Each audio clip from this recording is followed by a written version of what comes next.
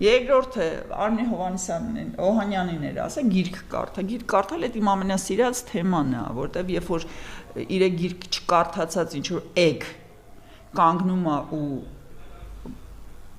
թերթի խմբագրին, որին ես ճանաչում եմ, որի հետ շփվել եմ ու նրա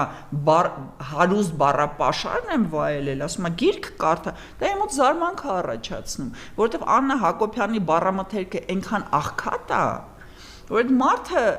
հաստատ գիրք կարդալու հետ սեր չունի, որովհետև ես չեմ տեսել նրա գրառումներում ինչ որ ծավալուն եւ դա փաստում է կոնտենտ վերլուծության արդյունքները,